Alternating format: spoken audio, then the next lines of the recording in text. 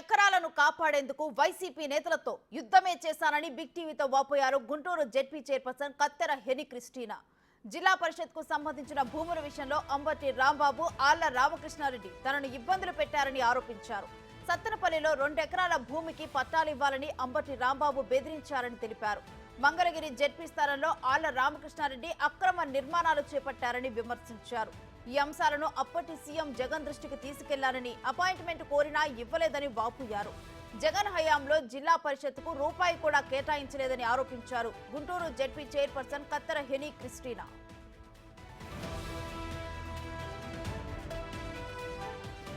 ఇంకా ఆమె ఏమన్నారో మరింత సమాచారం మా ప్రతినిధి సాయి శంకర్ అందిస్తారు. చెప్పండి, గతంలో ఎప్పుడైనా అంబటి రాంబాబు గారు మాట్లాడితే ప్రజల కోసమే పనిచేస్తున్నాము, ఎక్కడా కూడా ఎటువంటి ఇబ్బందులు లేకుండా చేసామన్నారు. ఇప్పుడు ఏంటి అసలు ఇది ఎక్కడ జరిగింది, ఏంటి ఈ స్థలానికి సంబంధించిన కాంట్రవర్సీ ఏంటి? యాక్చువల్గా సత్తెనపల్లిలో జడ్పీకి సంబంధించినటువంటి స్థలాలు ఉన్నాయి. ఒకటేమో ఆ టౌన్లో కొంత స్థలం ఉంది, జడ్పీకి సంబంధించినటువంటి స్థలం. అలాగే ఒక గెస్ట్ హౌస్ కూడా ఉంది జడ్పీకి సంబంధించింది. ఆ స్థలాన్ని మరి మాకు తెలియకుండా రాంబాబు గారు ఆ స్థలాన్ని కొంతమంది వ్యక్తులను తీసుకొని వెళ్ళి ఆ స్థలాన్ని మరి దాన్ని కబ్జా చేయాలన్నటువంటి విషయంలో కొంతమంది వ్యక్తులతో మాట్లాడుతున్నట్టు మాకు తెలిసినప్పుడు నేను మా యొక్క స్టాఫ్ని తీసుకొని అక్కడికి వెళ్ళడం జరిగి ఆ స్థలం మొత్తం మేము పరిశీలన చేసినప్పుడు అది పైన మొత్తం 5 ఎకరాలు, సుమారు 5 ఎకరాల స్థలం ఉంటుంది. కొంతవరకేమో అది గుడికని ఇచ్చారు. మరి ఎవరిచ్చారో అంటే ఇంతకుముందు ఉన్నటువంటి చైర్మన్లు ఇచ్చి ఉండొచ్చు. అయితే మిగతా దాదాపు 4 ఎకరాల స్థలం వరకు ఉంది. అయితే అందులో కొంతవరకు మంచి బిల్డింగు గెస్ట్ హౌస్ కట్టబడి ఉంది. అయితే ఆ గెస్ట్ హౌస్ మీద ఏదైతే లెటర్సు అంటే గెస్ట్ హౌస్ అని రాసినటువంటి ఆ లెటర్స్ని మన ఈ రాంబాబు గారు వాళ్ళ తాలూకా వ్యక్తులు వెళ్ళి అవి మొత్తం చెక్కేసి వాటిని లేకుండా చేసి వాటిని ఏం చేశారంటే వాళ్ళతో లాలోచి అయ్యి మరి ఏం మాట్లాడుకున్నారో దానికి గేటుకి తాళం వేసి వచ్చారు. ఒకరోజు అంబటి రాంబాబు గారు నా దగ్గరికి వచ్చి అన్నారు, ఆ పట్టాలకి మీరు కట్టుకున్నటువంటి ఇళ్ళకి పట్టాలు ఇవ్వాలి, లేకపోతే వాళ్ళు నాకు రేపు ఓట్లు వేయరు, నేను ఓడిపోతాను, వాటికి మీరు పట్టాలు ఇవ్వాలన్నారు. అన్నప్పుడు నేను అన్నాను, పట్టాలు ఇవ్వటానికి నాకు దాని మీద హక్కు లేదు. ఎందుకంటే ఆ స్థలం నాది కాదు, అది జడ్పీ స్థలం మీద నాకు ఎలాంటి హక్కు లేదు. దానికి ఒకవేళ మీరు ఇక పట్టాలు కావాలని అంటే నేను గవర్నమెంట్కి ఇన్ఫామ్ చేస్తాను, లేదా కమిషనర్ గారి ద్వారా నేను ఇన్ఫామ్ చేసి ఒకవేళ వాళ్ళు ఎస్ అంటే మీరు తీసుకుందరు, కానీ అంతేగాని నేను మాత్రం ఇవ్వనని చెప్పాను. తర్వాత మేము దాన్ని కోర్టులో వేసాం. కోర్టు వారు కూడా దానికి ఇవ్వడానికి వీలు లేదని చెప్పేసి మాకు కాగితం పంపించారు. తర్వాత కమిషనర్ గారు కూడా దాని మీద మీకు ఎలాంటి హక్కు లేదని చెప్పేసి కాగితం పంపించడం జరిగింది. అయితే ఈ విషయంలో ఆయన నన్ను అనేకమైనటువంటి ఒత్తిళ్లు తేవడం జరిగింది అంబటి రాంబాబు గారు. అయినా నేను లెక్క చేయలే. ఆయన ఎన్ని ఒత్తిళ్లు చేసినా నేను ఆయన లెక్క చేయలేదు. నేను ఒక్కటే చెప్పాను, ఏదైతే రూల్ ఉందో ఆ రూల్ ప్రకారమే నేను వెళ్తాను, కానీ ఈ జడ్పీ స్థలాలు మాత్రం 1 సెంటు కూడా బయటకు వెళ్ళటానికి నేను ఇష్టపడను, వెళ్ళటానికి కూడా వీలు లేదని చెప్పి నేను ఖచ్చితంగా చెప్పడం జరిగింది. మీరు ఈ అంశానికి సంబంధించి సీఎం గారి దృష్టికి తీసుకెళ్ళడం కానీ, లేకపోతే జిల్లా నాయకులు అంటే అప్పుడు ఎవరైతే కోఆర్డినేటర్లుగా ఉన్నారో వాళ్ళ దృష్టికి ఏమైనా తీసుకెళ్లారో, ఇట్లా జరుగుతుందండి, మంత్రి గారు నన్ను ఇట్లా ఇబ్బంది పెడుతున్నారని?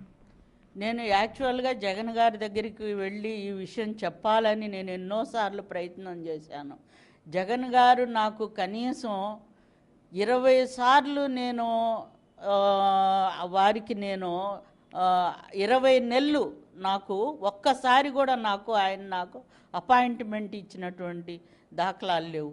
నేను ఆయనతో ఎన్నోసార్లు మాట్లాడా, మీటింగ్లప్పుడు కూడా, బహిరంగ సభలప్పుడు కూడా స్టేజీ మీద కనీసం ఈ మ్యాటర్ చెప్పాలని ఎన్నిసార్లు ప్రయత్నించినా కూడా ఆయన నాకు అవకాశం ఇవ్వలేదు.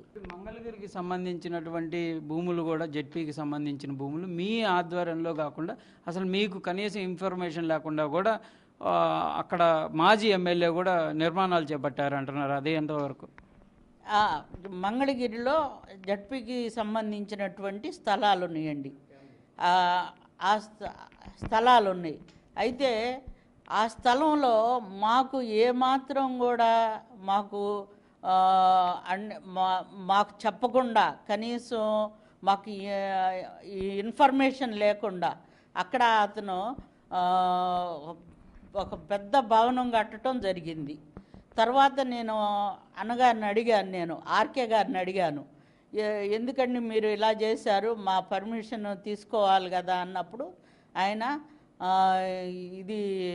దీనికి మీకు సంబంధం లేదు, ఇది మా ఇష్టం, ఇది నేను ఎమ్మెల్యే అని ఇక్కడ నేను ఏదన్నా చేసుకోవచ్చు అన్నట్లుగా వారు మాట్లాడారు. ఆర్కే గారు కానివ్వండి, అంబటి రాంబాబు గారు కానివ్వండి, ఇట్లాంటి వాళ్ళే స్థలాల కోసం కొంచెం ఇబ్బంది పెడతాం జరిగింది నన్ను.